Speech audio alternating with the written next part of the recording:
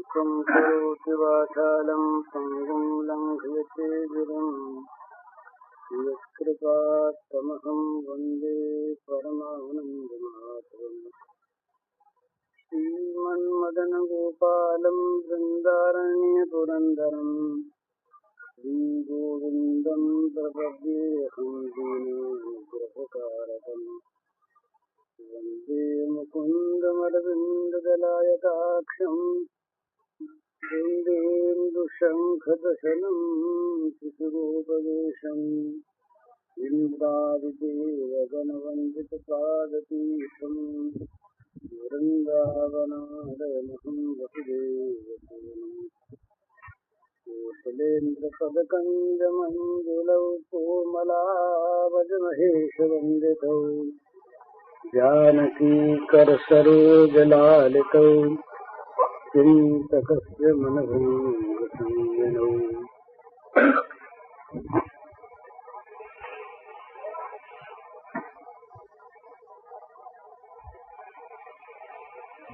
यो मां पश्यति सर्वत्र सर्वं च मयि पश्यति तस्याहं न पश्यामि सच में न पश्यति। भगवान ने गीता में ये कहा जो मुझको सर्वत्र देखता है और जो सबको मुझ में देखता है वो कभी मुझसे अलग नहीं होता और मैं कभी उससे अलग नहीं होता। इसका तात्पर्य यही है कि भगवान में ही सारे संसार की सत्ता है। समस्त जीव भगवान में हैं और सारे जीवों में भगवान व्याप्त हैं। तो जिसकी ऐसी दृष्टि हो जाती है जो सब जीवों में सर्वदा सर्वथा श्री भगवान को देखता है और सब जीवों को भगवान में देखता है। जैसे आकाश में सारे नगर हैं, ग्राम हैं, घर हैं, तो सारे नगरों में, ग्रामों में, घरों में आकाश भरा है। इसी प्रकार से भगवान के सिवा और कोई वस्तु नहीं है। भगवान कहते हैं कि मुझको छोड़कर नान्यत किंचिदस्ति धनंजय, अर्जुन दूसरी कोई वस्तु है ही नहीं। तो इस प्रकार से जिसकी बुद्धि में और जिसके मन में, जिसके निश्चय में ये बात आ जाती है कि सर्वत्र सर्वदा भगवान हैं, उसके व्यवहार में स्वाभाविक परिवर्तन हो जाता है। जो व्यवहार अपने किसी क्षुद्र स्वार्थ को लेकर होता है वो व्यवहार फिर भगवत पूजा के लिए होता है। भगवत प्रीति के लिए होने वाले कार्य में और स्वार्थ के लिए होने वाले कार्य में बड़ा अंतर है। जहाँ हमारे शरीर का कोई सुख अपेक्षित है, जहाँ इंद्रियों के भोग की किसी वस्तु की आवश्यकता है और उसकी पूर्ति के लिए हम काम करते हैं, वहाँ हमारे काम का स्वरूप दूसरा होगा। और जहाँ विशुद्ध भगवत प्रीति है वहाँ दूसरा होगा। ये जितने भी विकार हैं, दोष हैं, काम क्रोध लोभ मोह मद मत्सर इत्यादि, ये सब के सब विषय प्रीति को लेकर के आते हैं। इन सब में प्रधान कारण है विषयानुराग। विषयों में, भोगों में जो चित्त की अनुरक्ति है, यही इन सब में कारण है। और यदि भोगों में से चित्त की अनुरक्ति निकल जाए और वो भगवान में हो जाए सा परानुरक्तिरीश्वरे। सांडिल्य जी का सूत्र है कि ईश्वर में जो परम अनुरक्ति है, परमानुराग है, उसी का नाम भक्ति है। तो परमानुराग का अर्थ यही है कि जहाँ जहाँ पर भोग सुख को लेकर चित्त की आसक्ति है, वहाँ वहाँ भोगासक्ति निकल कर चित्त में भगवान की आसक्ति आ जाती है। तो फिर जो कुछ भी कार्य होता है उसके बाद वो भगवद आसक्ति को लेकर भगवत प्रीति के लिए होता है। ये दो भेद हैं कर्मों में, प्रेरणा के दो भेद हैं। एक कर्म होते हैं विषयासक्ति की प्रेरणा से, कामना वासना की प्रेरणा से, और एक कर्म होते हैं भगवत प्रीति की प्रेरणा से। तो जो कर्म भगवत प्रीति की प्रेरणा से होंगे वो स्वाभाविक भगवान के अनुकूल होंगे। जैसे हमारे घर में कोई अतिथि आ जाए और उन अतिथि का हमें सत्कार करना है, तो स्वाभाविक हम इस बात को जानेंगे, जानना चाहेंगे कि भाई किस कर्म से, किस चीज से ये प्रसन्न होंगे, इनकी पसंदगी की क्या चीज है, ये हम स्वाभाविक देखेंगे। इसी प्रकार से जब भगवान की प्रसन्नता के लिए हमारे कार्य होंगे तो स्वाभाविक जो जो कार्य भगवान को प्रीतिकर होंगे वही करेंगे। तो ये जितने दोष हैं, काम है, क्रोध, लोभ, मोह, मद, मत्सर, बैर, हिंसा इत्यादि, ये सब के सब भगवान के लिए अप्रीतिकर हैं। इनको भगवान पसंद नहीं करते। तो स्वाभाविक भगवत प्रीति के लिए कार्य होने पर तद विरोधी उदासीनता च, ये सूत्र है नारद जी का। जो जो कार्य भगवान के मन के विरुद्ध होते हैं उन कार्यों में अपने आप उदासीनता आ जाती है, वो कार्य बनते नहीं, उन कार्यों की ओर मन जाता नहीं। जो चीज भगवान को अच्छी नहीं लगती है वो चीज वो करता नहीं, क्योंकि उसका जीवन तो प्रधानतया भगवत प्रीति के लिए है। उसके कार्य सारे भगवत प्रीति के लिए होते हैं। जैसे हमारे यहाँ के आदर्श के अनुसार पतिव्रता स्त्री के सारे कार्य केवल पति सुख के लिए होते हैं। जिस कार्य में पति का सुख है बस वही कार्य उस पतिव्रता पत्नी का स्वभाव है, उसका धर्म है। स्वाभाविक मैंने दो तरह के धर्म होते हैं। एक तो होता है धर्म किसी हेतु को लेकर, एक होता है स्वाभाविक। इसी प्रकार भगवत प्रेम भी एक होता है किसी हेतु को लेकर और एक होता है स्वाभाविक सहज। अनन्य ममता विष्णु ममता प्रेम संगीतम, ये नारद पंचरात्र में कहा गया कि अनन्य ममता भगवान में हो। अनन्य ममता का अर्थ क्या है कि बस भगवान ही मेरे, भगवान के सिवा मेरा शरीर भी मेरा नहीं, मेरी कोई वस्तु नहीं, एक भगवान ही मेरे। और ये भगवान ही मेरे, ये किसी प्रकार के दूसरे पदार्थ की इच्छा को लेकर नहीं, किसी और चीज में अनुराग हो और भगवान के साथ मेरापन बना रहे, ये संभव नहीं होता। तो कहते हैं कि भगवान में ही मेरापन हो और वो मेरापन भी हो केवल प्रेम को लेकर।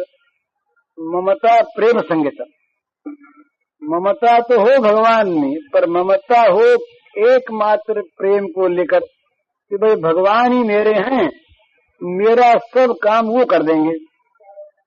यहाँ भी भगवान में एक ममता का संबंध बताता है आदमी, पर मेरे काम वो सब कर देंगे। इससे ये सिद्ध होता है कि उसके काम कुछ अलग हैं।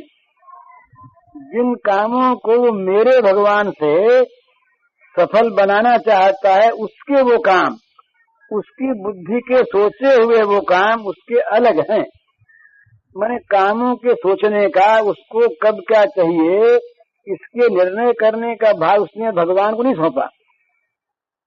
इतना भार अपने ऊपर रखा और भगवान चूंकि मेरे हैं तो मेरा काम कर ही देंगे। तो ये भाव जहाँ तक है वहाँ तक वो भगवान में अनन्य ममता नहीं है।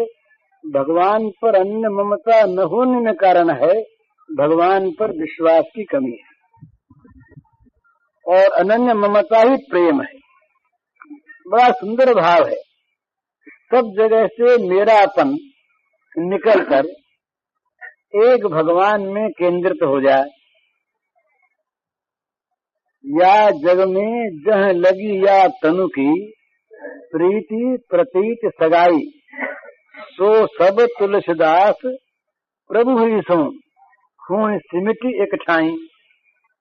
प्रार्थना करते हैं तुलसीदास जी कि महाराज इस जगत में इस शरीर के संबंध को लेकर जहाँ तक प्रेम, विश्वास और आत्मीयता है, प्रीति प्रतीति और सगाई, प्रेम, विश्वास और आत्मीयता, ये सारी की सारी सब जगह से सिमटकर एक भगवान ही में, एक राम ही में आ जाए एक जगह।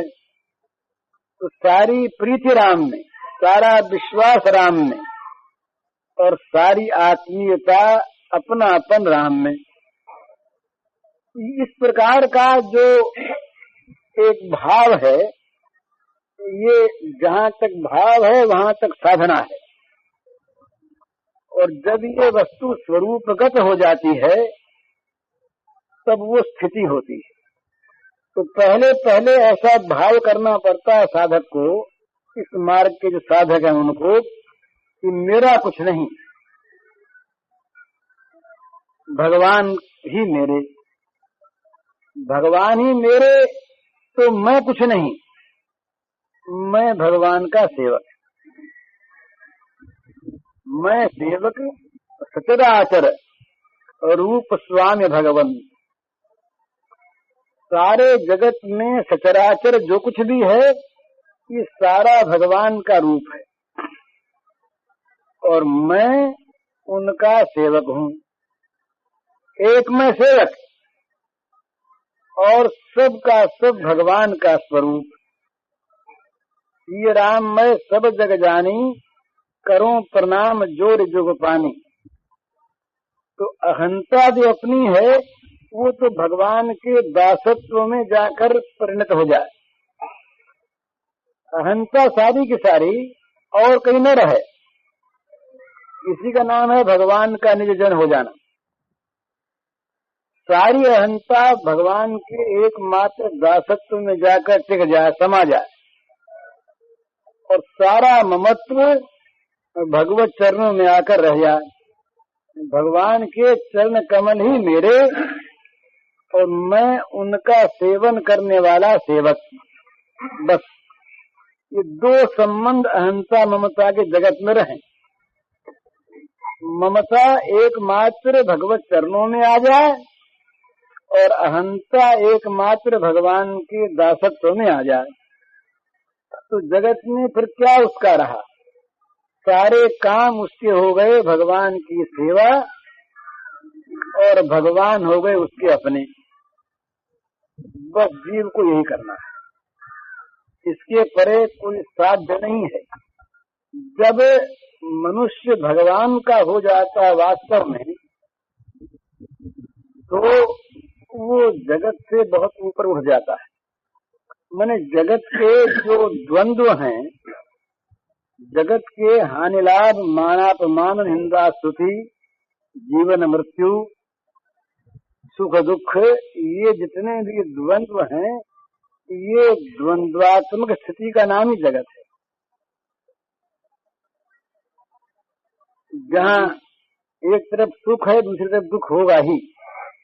ये प्रत्येक वस्तु की दो दिशाएं हैं। जहाँ मान है वहाँ मान का अभाव है ही, अपमान है ही। जहाँ सुख है वहाँ दुख है ही, जहाँ दिन है वहाँ रात्रि है ही, जहाँ भोग है वहाँ भोग का अभाव है ही। ये जितने भी द्वंद्वात्मक पदार्थ हैं ये जोड़ा साथ रहता है। इसलिए कोई ये कहे कि जगत की दृष्टि में कोई जगत में सुखी ही रहेगा, ये संभव नहीं है। जहाँ सुख है वहाँ दुख रहेगा ही, क्योंकि दुख के बिना सुख रहता नहीं। सुख की अनुभूति क्या वस्तु है? दुख का अभाव। तो दुख था, वो दुख नहीं रहा तो उसका नाम सुख हो गया। सुख था, सुख नहीं दिखा, उसका नाम दुख हो गया। एक दूसरे की सत्ता को सिद्ध करता है और एक दूसरे आपस में टकराते रहते हैं, बदलते रहते हैं और नित्य रहते हैं, बल्कि दोनों साथ ही रहते हैं। हम जब उस तरफ देखें तो वो दिख जाता है। जैसे तवा जो है, तवा उसका एक और उभरा हुआ है और एक तरफ गहरा अंदर है। जहाँ तवा है दोनों चीजें हैं, पर जब हम तवे को उल्टा कर रखते हैं तब दिखता उभरा हुआ, और जब सीधा रखते हैं तब दिखता है वो गहरा। है वो तवा एक ही। इसी प्रकार से जगत जो है ये द्वंद्वात्मक है। द्वंद्वात्मक माने इसमें दो दो चीजें साथ हैं। सुख है वहाँ दुख है, लाभ है वहाँ हानि है, जय है वहाँ पराजय है, दिन है वहाँ रात्रि है, प्रकाश है वहाँ अंधकार है। तो इन सब में इन दोनों को सत्ता देने वाला, इन दोनों को प्रकाशित करने वाला, इन दोनों में ही सदा रहने वाला जो एक नित्य सत्य पदार्थ है वो है परमात्मा। उसी परमात्मा पर ये जगत टिका हुआ है, उसी परमात्मा में ये जगत है, वही परमात्मा इस जगत में भरा हुआ है। उस परमात्मा की तरफ जब दृष्टि हो जाती है मनुष्य की, तब वो दृष्टि हो जाने की भर की देर है। जैसे किसी चित्र में कोई छिपा हुआ व्यक्ति हो, जब तक नहीं दिखा तब तक नहीं दिखा, ढूंढते रहे, जहाँ एक बार दिख गया बस फिर दिख गया। तो ये भी दशा यहाँ पर है कि भगवान जो हैं, भगवान तो हैं पर भगवान छिपे हुए हैं। छिपे भी हैं तभी तक जब तक हमारी आंखें नहीं देख पाती, छिपे भी नहीं हैं। जहाँ एक बार देख लिया वहां फिर दिखने लगे प्रत्यक्ष, फिर चाहे जब देख लो। इसी प्रकार से ये भगवान को हम जगत में जहाँ देख लेते हैं वहाँ ये हमारी बुद्धि हो जाती है कि हम जो कुछ भी देखते हैं वो भगवान को ही देखते हैं। तो जब ये बुद्धि हो जाती है और जब शरीर रहता है, अहंता रहती है, तब किसी क्रिया की आवश्यकता होती है और उस क्रिया में संबंध की आवश्यकता होती है। तो वहाँ संबंध होता है ये कि भगवान हमारे स्वामी, हम उनके सेवक, ये संबंध एकमात्र। और चूंकि भगवान ही कुछ है नहीं, इसलिए भगवान ही हमारे, तो सारी ममता भगवान में आके टिक जाती है, तो सारी अहंता भगवान के दासत्व में आ जाती है। ये जो भगवान के साथ ममता का और सेवा का संबंध है, यही वास्तविक साधना है।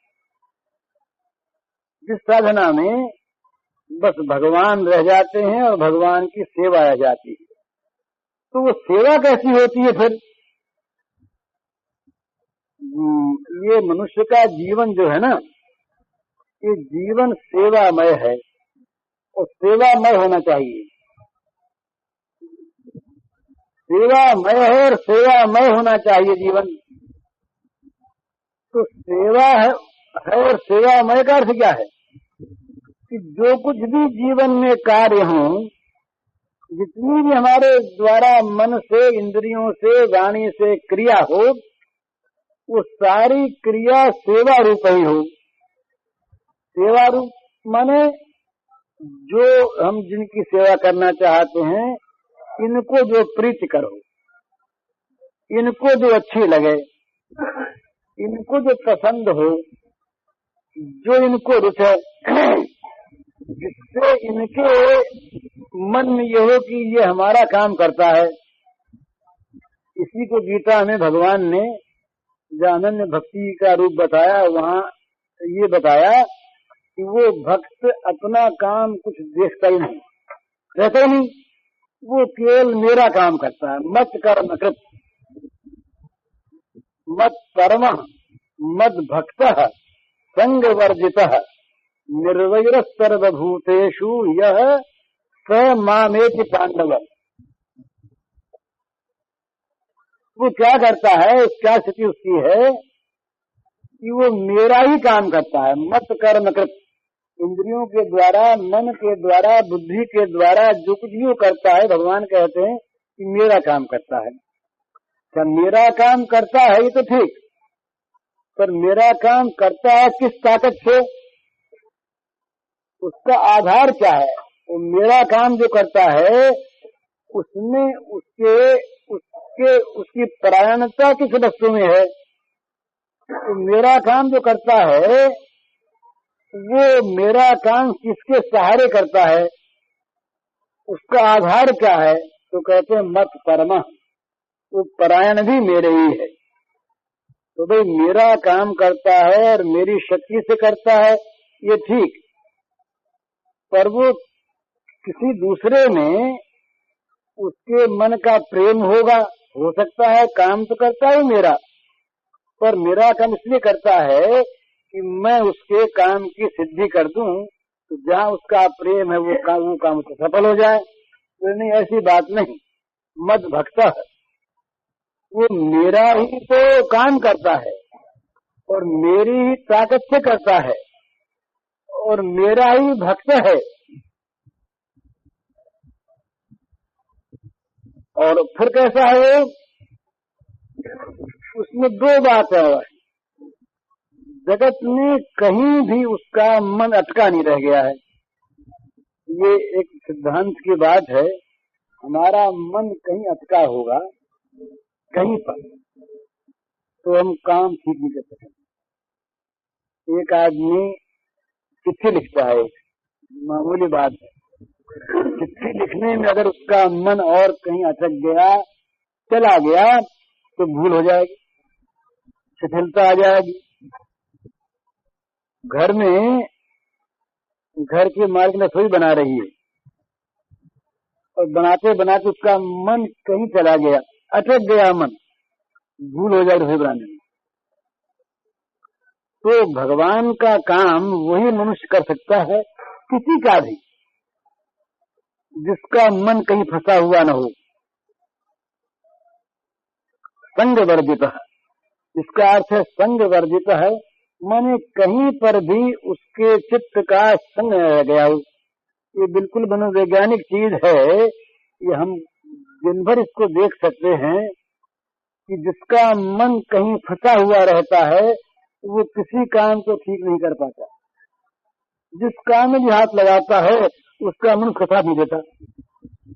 और मन साथ दिए बिना सांगोपांग काम नहीं होता। जो काम केवल शरीर से होता हो और मन न साथ दे, मन कहीं और रहे, तो उसका काम ठीक से होता ही नहीं, हो सकता ही नहीं। क्योंकि काम में केवल शरीर की आवश्यकता नहीं है, शरीर तो बाहरी औजार है।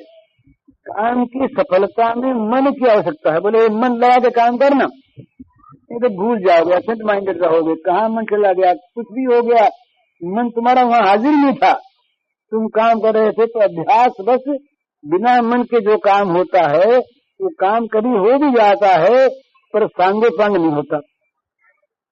तो मन नहीं रहता, इसका कारण क्या है कि मन कहीं फंसा है। तो भगवान ने चौथी बात बताई कि संग वर्जित हो, कहीं मन फंसा न हो, किसी वस्तु में राग न रह जाए। इस जगत में फंसाने वाला जो एक भाव है वो राग ही है, आसक्ति। बस ये जो चीज है आसक्ति राग, इसने हमको जगत में फंसा रखा है। और जब आसक्ति नहीं है, राग नहीं है, तो द्वेष नहीं होगा। ये नियम की बात है। जहाँ तक हमारे मन में किसी वस्तु में प्रेम बना हुआ है, तब तक हम पूरा काम भगवान का नहीं कर सकते। और जब तक किसी वस्तु में बैर बना हुआ है, तब तक नहीं कर सकते।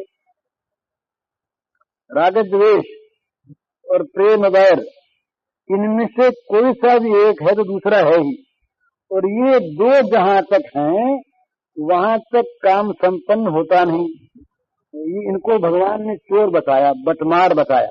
भगवान ने कहा इंद्रिय सेन्द्रियस्यार्थे रागद्वेषौ व्यवस्थितौ तयोर्न वशम आगच्छेत् तौ ह्यस्य परिपंथिनौ। भगवान ने कहा भाई दो डाकू ये हर जगह बैठे हैं और हर वक्त बैठे हैं और हर चीज में बैठे हैं, प्रत्येक इंद्रिय के प्रत्येक अर्थ में। ये दो डाकू कौन है? राग द्वेषौ। राग और द्वेष ये दो डाकू सब जगह सुव्यवस्थित हैं। मैंने अपनी दुकान लगा के बैठे हैं, अपनी ऑफिस जमा के बैठे हैं, व्यवस्थित ही। तो कहा तयोर्न वश में आगच्छेत्, इन दोनों के वश में न आ जाना। इन दोनों के वश में यदि हो गए तो तुम्हारे सारे काम बिगड़ जाएंगे। क्यों? कि ये लूटने वाले हैं, बटमार हैं। परिपंथी का अर्थ होता है जो राह में लूट ले। ये राह में बैठ के लूटने वाले हैं, तो सावधान रहना, इनके वश में न होना। तो भगवान ने कहा संग वर्जित है और निर्वैर सर्वभूतेषु। किसी प्राणी के प्रति भी उसके मन में बैर नहीं रहता, कहीं भी किसी वस्तु में उसका मन फंसा नहीं रहता। वो केवल मेरा ही भक्त होता है, मेरे ही परायण होता है और मेरा ही काम करता है। इस प्रकार जो करता है वो अनन्य भक्त है। भगवान ने लक्षण बताया ये अनन्य भक्ति के 5 बातें कही। मेरा काम करने वाला,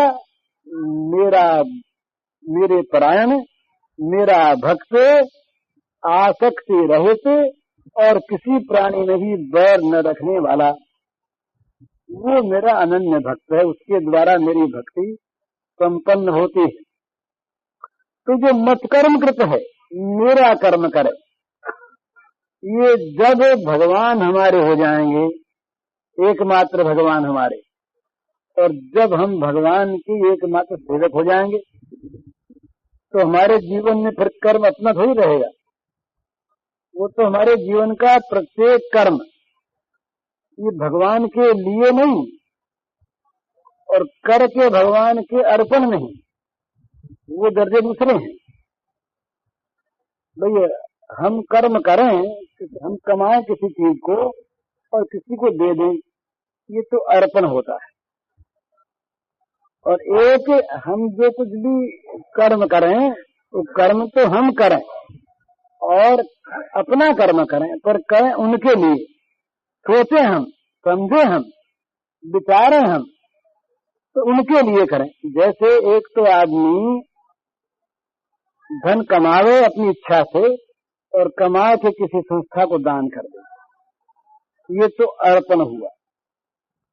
और एक अपनी बुद्धि से आप कमावे, पर कमावे उस संस्था के लिए, ये तदर्थन हुआ। और एक वो स्वयं अपनी बुद्धि से कुछ सोचे ही नहीं,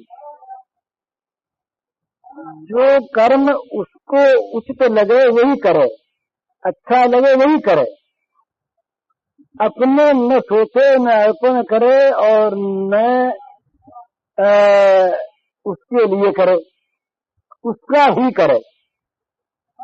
सोचे वही, करावे वही, रुचि उसकी, विचार उसका, फल उसका। तो केवल फल का अर्पण नहीं है इसमें, इसमें अपने कर्तृत्व को भी उनके अधीन कर देना है। सेवक जो है ना, सेवक सेवक का जो कर्तृत्व होता है, कर्तापन, ये मालिक के अधीन होता है। सेवक अपने मन की नहीं करता।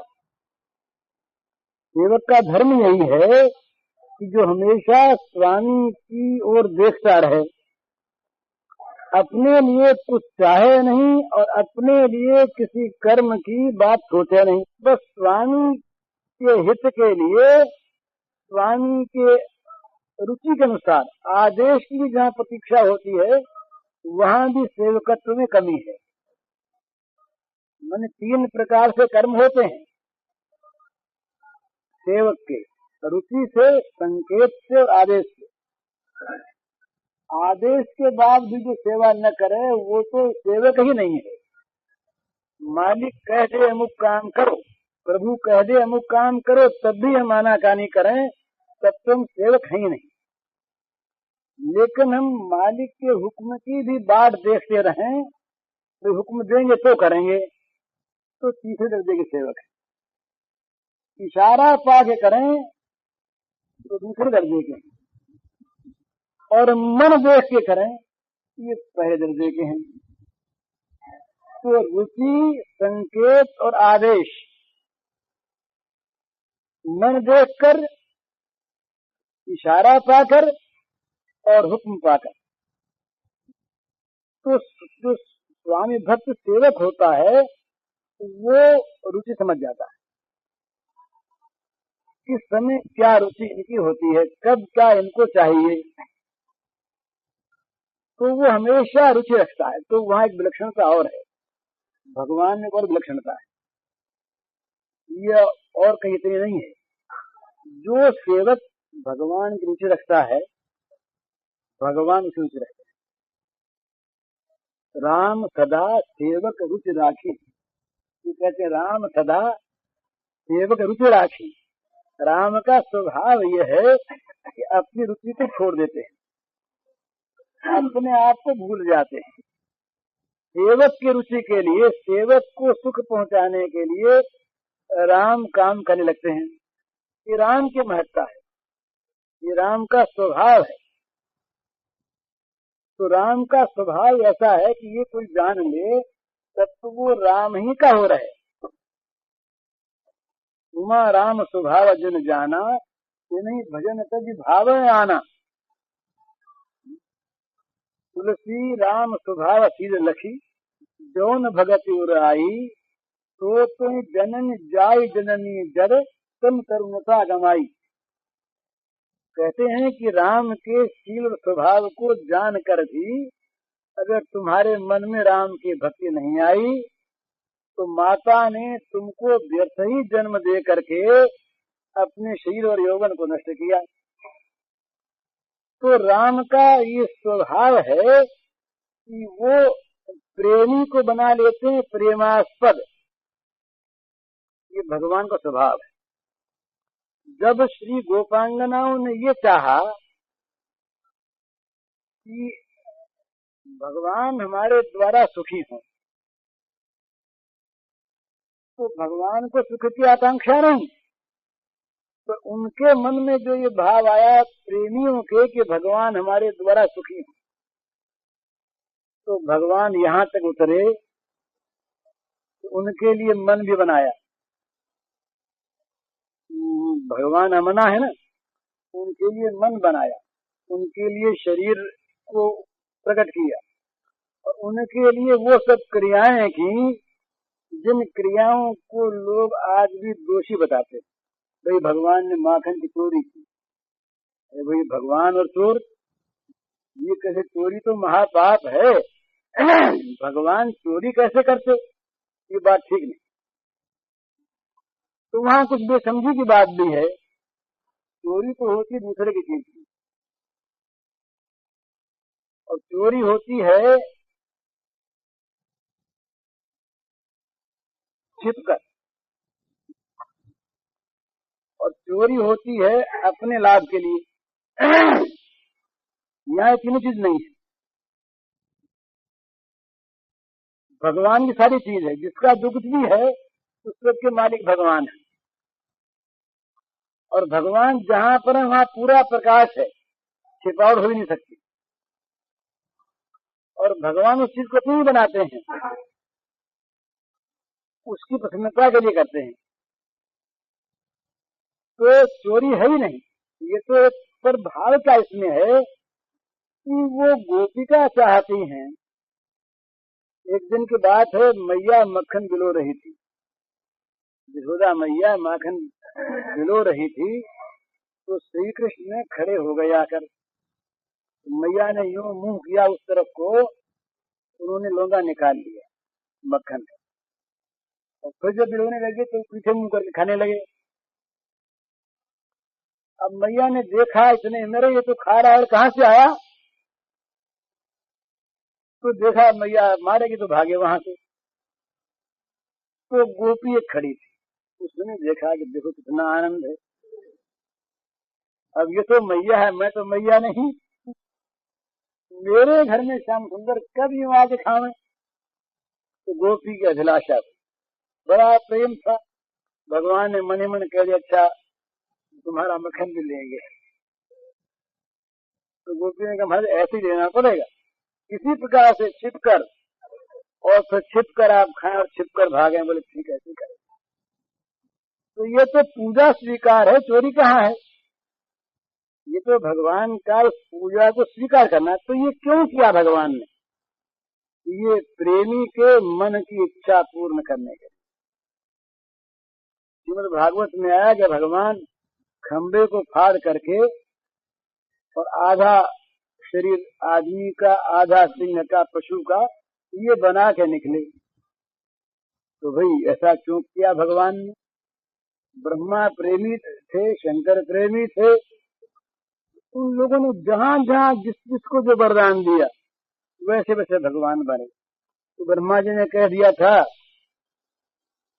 तो इसलिए तो ये नरसिंह बने, पर प्रहलाद ने कह दिया था खंबे में है। तो सत्यम विधातुम निज भृत्य भाषितम, अपने सेवक की कही हुई बात को सच करने के लिए तो खंबे से निकले, और कैसे निकल जाते? तो राम सदा सेवक रुचि राखी, ये भगवान का स्वभाव है। सेवक की यहाँ तक रुचि, जिन रुचियों को भाई वो समझा देते ऐसा काम नहीं करेंगे, पर वो ऐसी बात नहीं, वो तो रुचि रख देते हैं, वो ऐसी बात ऐसा कैसी सही तो हमारे आपकी बदनामी होगी। बड़े बड़े ऋषि लोगों ने कहा ये सब क्या करते हैं भगवान, बदनामी होगी, अविश्वास होगा। हुआ जब वो खा रहे थे वहां पर बैठे, वन भोजन हो रहा था सखाओं के साथ, तो बड़ा आनंद भोजन था। सब ने अपनी अपनी चीजें जो जिसके आई थी, सब कहें कन्हैया से बड़ी स्वाद है, तू जा चख तो ले। सब चखावे, सब चखें, सबको चखावे, हंसे हंसावे। ये सब देख करके ब्रह्मा जी ने देखा कि अभी अभी ये राक्षस की आत्मा ज्योत निकली और वो उसमें समा गई, ये वही बालक, और अब ये इस प्रकार से खा रहा है और हंस रहा है, ये भगवान कैसे है? तो वहां पर इस शंका का निराकरण करने के लिए लोगों ने ये बताया, टीकाकारों ने, कि वे ब्रह्मा जी प्रेम रस का स्वाद चखना चाहते थे, इसलिए उन्होंने ऐसा किया, उनको मोह नहीं था। पर मोह हो जाए तो क्या आश्चर्य है? इस प्रकार की लीला, छोटे से बच्चे बन गए और हरेक की जूठन भी खाने लगे और ललचाने लगे। तो जो पूर्ण काम, आपका काम, जिनको कभी भूख लगती नहीं और कभी भूख लगती है तो रुद्र रूप से सारे जगत को खा जाते हैं, वो भगवान यूं यूं जरा से मक्खन के लिए और इसके लिए यूं ब्रह्मा जी को मुंह हुआ। ब्रह्मा जी मुंह का यही है, ब्रह्मा जी कहते हमारे ऐसा काम न किया करो, ये आपके लायक काम थोड़ा ही है। पर भगवान को शर्म नहीं आती, राम शास्त्र सेवक चढ़ाई, जिसकी अग्र पूजा हो वे भगवान स्वयं वहां पर काम लिया उन्होंने आए हुए लोगों के पैर धोने। राजस्वी यज्ञ में भगवान ने अपने जिम्मे काम लिया, बोले भी हमें भी कुछ काम सौंपो। स्वयं सेवक थे वहां पर, तो भगवान को काम सौंपा गया। ये भगवान से पूछा कि आप क्या काम लेंगे? तो बोले भाई तुम्हारे घर में जितने अतिथि आए, इतना प्रेम है, अपने मित्र के घर में आने वाले अतिथियों के चरण धोना। अतिथि तो मानते हैं उनको सबसे बड़ा, जो अतिथि घर में आते हैं वो तो मानते हैं उनको सबसे बड़ा, पर ये काम लेते हैं अतिथियों के चरण धोने लगे। हमारे मित्र के घर में आ रहे हैं ना, तो वो हमारे पूजनीय, उन सब के चरण धोने का तो काम लिया। और हुई वहां पर उनकी अग्र पूजा। जब पूजा का मौका आया, भाई किसकी पूजा पहले करें, तो जो सबसे बड़ा हो उसकी पूजा पहले, तो सब बातों सबसे बड़ा। तो भीष्म जी का प्रस्ताव हुआ श्री कृष्ण की पूजा, ये सबसे बड़े। एक शिशुपाल के सिवा किसी ने भी विरोध नहीं किया, सबका समर्थन था, कहा पूजा के योग्य यही है। तो जिनकी अग्र पूजा हो, इतने बड़े समारोह में, यज्ञ में, बड़े बूढ़ों के सामने वे भगवान निर्लज्ज होकर काम लेते हैं चरण धोने का। ये महाराष्ट्र में तो एक काव्य है, उसमें ये लिखा है, उन्होंने काम लिया था बर्तन मांजने का। क्या आश्चर्य है, वो भी ले लें, क्योंकि रामसभा सेवक की राखी, जिसमें अपने सेवक का मन रहता हो, उसकी बात ऊंची रहती हो, वो राजी रहता हो, तो ये सेवक कौन है? ये बात सारी इस पर आके ठहरती, सेवक कौन?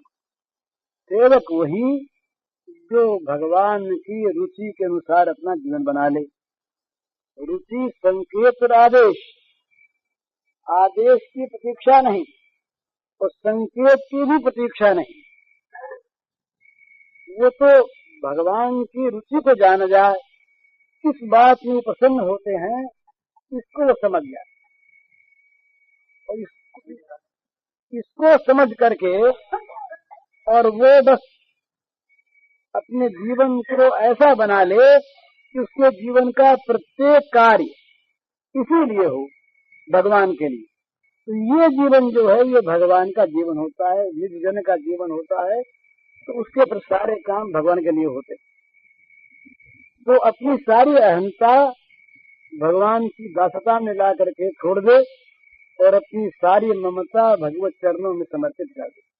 भगवान के चरण कमल ही मेरे और मैं उनका अनन्य सेवक, बस ये संबंध है जीवन का रह जाए भगवान के साथ और जगत के साथ भगवान के संबंध को लेकर।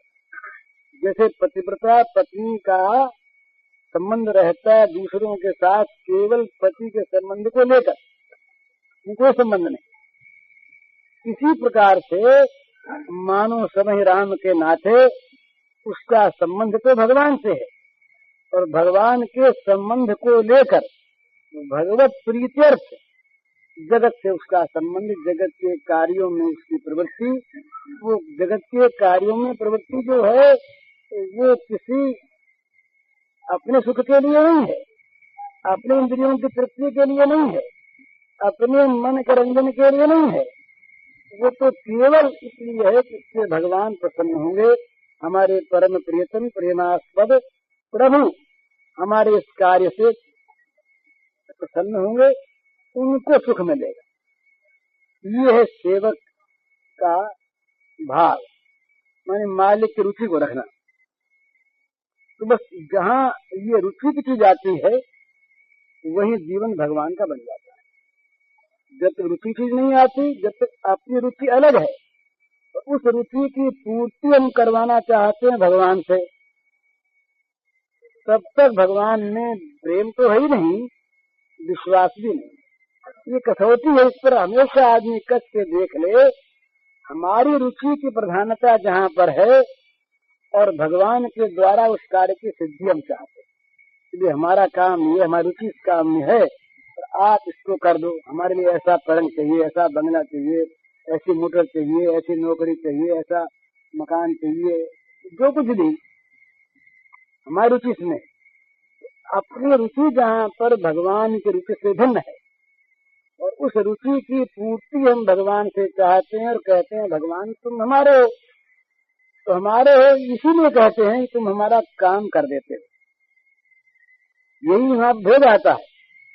इसीलिए जब कभी भगवान हमारा काम नहीं करते और हम अगर इस स्वभाव वाले हैं कि हमारा काम भगवान करेंगे, तो वहां भगवान पर क्षोभ होता है, या कहीं कहीं भगवान पर अविश्वास भी हो जाता है। इतने भगवान की सेवा हमने की और इतना भगवान को भजा, इतना हमारा विश्वास रहा भगवान पर, और हम रात दिन भगवान भगवान पुकारते रहे, तो भगवान ने इतना काम जो हमारा नहीं किया, इतने भगवान निष्ठुर हो गए। तो फिर मन कह देता है कहीं कहीं भाई ये सब कहते हैं लोग भगवान हैं, पर भगवान है या नहीं क्या पता, हो गए क्या हमारा काम नहीं करते, क्या हमारा दुख नहीं देखते भगवान। हम यहाँ ये भूल जाते हैं कि भगवान देखते हैं अपनी आंख से। रोगी बच्चा या बेसमझ आदमी अमुक चीज खाना चाहता है, वो कुपथ्य है, उसके खाने से रोग बढ़ेगा। अब घर वाले प्रेमी से नहीं देते, पति नहीं देती, माँ नहीं देती, भाई नहीं देता, बैद नहीं देता, तो वो ये समझ ले कि ये सब हमारे बैरी हैं, कोई हमारा काम नहीं करते, लेकिन वो उसका हित चाहते हैं कि भाई ये देने से कुपथ्य खाने से मर जाएगा। तो ये विश्वास नहीं है। ये विश्वास न होने से ही हम अपनी रुचि रखते हैं अलग, और रुचि रखते हैं इसलिए रुचि की पूर्ति चाहते हैं, और पूर्ति न होने पर क्षोभ या अविश्वास करते हैं। तो ये जो क्षुब्धता है, ये जो हमारा अविश्वास है, इस बात को सिद्ध करता है कि भगवान पर हमारे मन में विश्वास की कमी है, और बिना विश्वास के प्रेम होगा ही नहीं। बिन विश्वास भगत नहीं, ते बिन द्रवहीन राम, राम कृपा बिनु सपनहु, जीव के लह विश्राम। बिना विश्वास के भक्ति नहीं होगी, बिना भक्ति के राम का चित्त द्रवित नहीं होता दिखेगा, राम की कृपा नहीं देखेगी। तो बिना राम की कृपा के जीव कभी स्वप्न में भी विश्राम शांति नहीं पा सकेगा।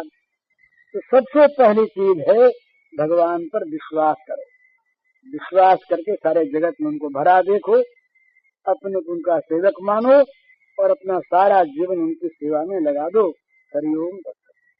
यह श्री भगवान में जब विश्वास सुदृढ़ हो जाता है, तब भगवान के प्रति जीवन समर्पित होता है, और जो समर्पित जीवन है भगवान के प्रति, जहाँ पूर्ण समर्पण है, पूर्ण आत्मनिवेदन है, वही आगे चलकर प्रेम के रूप में परिणत हो जाता है।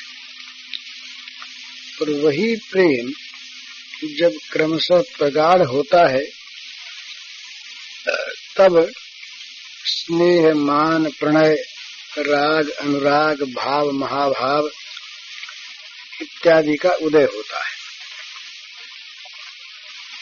तो ये जितनी भी भक्ति की रतियां हैं, शांत दास इत्यादि 5 प्रकार की,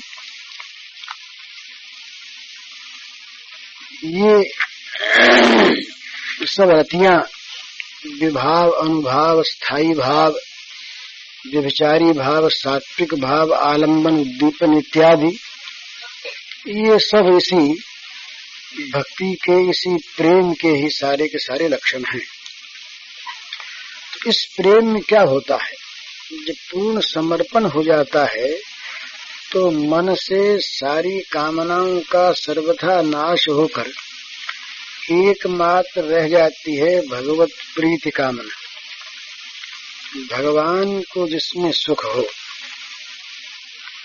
वो चरितामृत में कहा गया है, काम गंधहीन स्वाभाविक गोपी प्रेम, निर्मल उज्ज्वल शुद्ध जैन दग्ध है। मने गोपी प्रेम कैसा है कि जिसमें काम गंध की सर्वथा अभाव है, वो निर्मल है, उज्ज्वल है, शुद्ध है, ऐसा कि मानो सोना तपाया जाकर विशुद्ध हो गया। तो इस प्रकार जब भगवान में प्रेम प्रस्फुटित हो जाता है, तब वो इस प्रकार का सुंदर अमृत बन जाता है कि उसकी लालसा भगवान को भी होती है। और वैसी अवस्था में जब इस प्रकार पूर्ण समर्पण की अवस्था हो जाती है, तब वास्तविक गोपी प्रेम की स्थिति आरंभ होती है। और जब ये गोपी प्रेम तमाम भावों को प्राप्त होता हुआ और प्रेम का उज्जवल स्वरूप ग्रहण कर लेता है, बस तभी गोपी प्रेम का शुद्ध भाव खिल उठता है। भगवान ने गोपी प्रेम की प्रशंसा करते हुए ये कहा और सच्ची बात कही, वहां पर इतनी अंतरंगता हो जाती है कि दूसरा भाव रहता ही नहीं। और जैसे भक्त भगवान के प्रति समर्पित चित्त होता है, इसी प्रकार से प्रेमास्पद भगवान स्वयं अपने को अर्पित कर देते हैं उन गोपियों के प्रति, उनके आश्रित हो जाते हैं, उनके सब कुछ बन जाते हैं। ये श्री भगवान के वाक्य हैं अर्जुन के प्रति, बड़े सुंदर। तो कहते हैं, सहाया गुरवः शिष्या भुजिष्या बांधवा स्त्रियः। सहाया गुरवः शिष्या भुजिष्या बांधवा स्त्रियः सत्यं वदामि ते पार्थ गोप्य किम मे भवन्ति न। कहते हैं, अर्जुन गोपियां बताओ मेरी क्या नहीं है। वे मेरी सहायक है, वे मेरी गुरु है, वे मेरी शिष्य हैं, वे मेरी भोग्या हैं, वे मेरी बंधु हैं, वे मेरी स्त्री हैं। तो मैं तुमसे सत्य सत्य कहता हूं अर्जुन कि गोपियां मेरी क्या नहीं है, सब कुछ है। क्यों ऐसी बात है? तो कहते हैं कि मेरे मन का जो भाव है उसको जानती हैं तत्व से केवल गोपियां ही, और कोई जानता ही नहीं। मन महात्म्यम मत सपर्याम मत श्रद्धाम और मन मनोगतम जानन्ति गोपिका पार्थ नान्ये जानन्ति तत्वतः।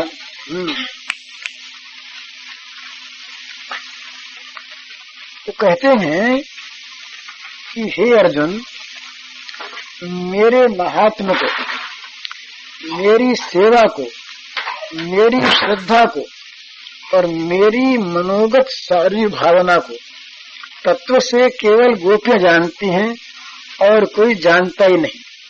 तो भी क्यों नहीं जानता, क्या बात है? तो बस यही बात है कि जहाँ प्रेम परिपूर्ण होता है वहाँ इतनी अंतरंगता हो जाती है कि प्रेमी के सामने प्रेमास्पद का मन कुछ भी छिपा नहीं सकता।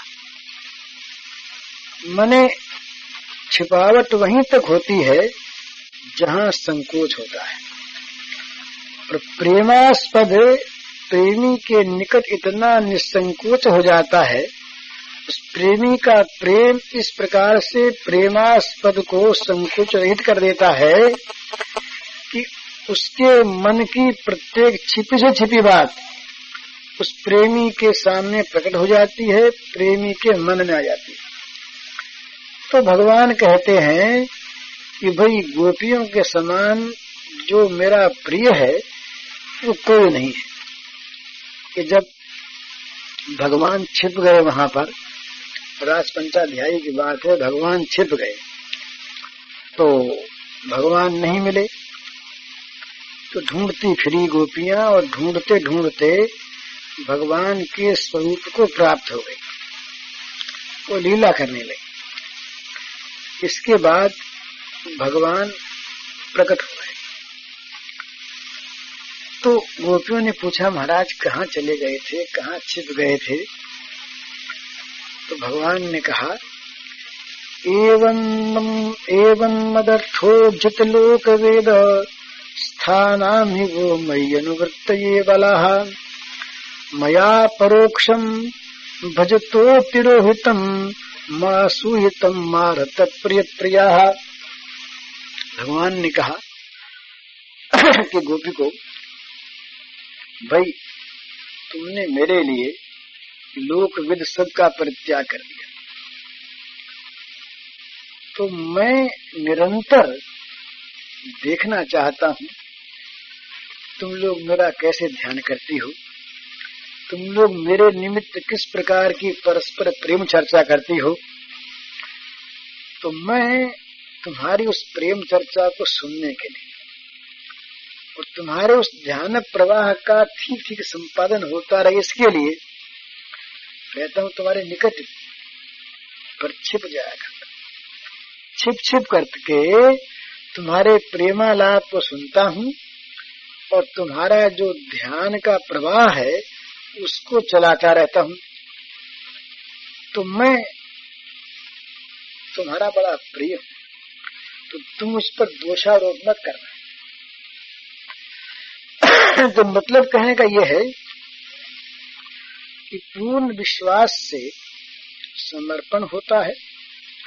समर्पण जहाँ संपूर्ण होता है तो वहाँ रति पैदा होती है, और रति जब प्रगाढ़ होती है तो गोपी भाव की उत्पत्ति होती है, और गोपी भाव जहाँ पूर्ण रूप से विकसित है उसी का नाम है महाभाव, उसी का नाम है राधा भाव।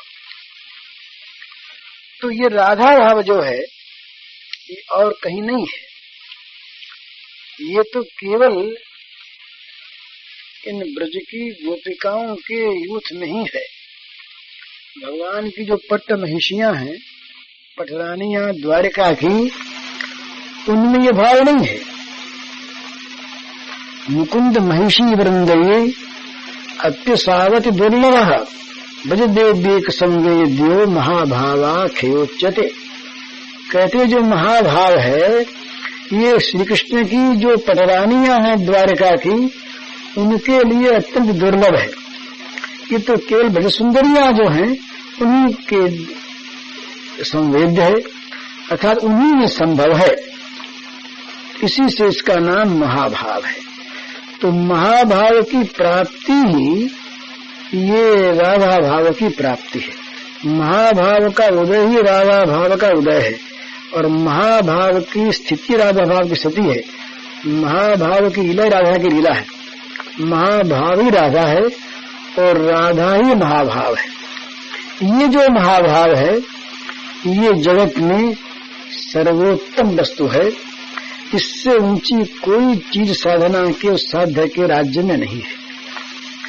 तो ये महाभाव जो है ये अत्यंत श्रेष्ठ है, और ये प्रेमियों के स्वरूप की संपत्ति है। और ये महाभाव बस एक ही जगह पर संसार में अब तक प्रकट हुआ है, केवल श्री राधा। महाभाव राधा होकर के प्रकट हुई है।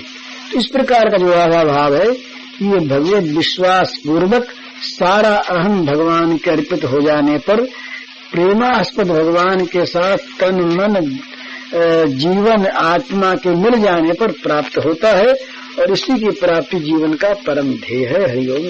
पूज्य श्री भाई जी के इस प्रवचन का शीर्षक है भगवान को प्रसन्न करने के उपाय, और इसका कैसेट संख्या है 69।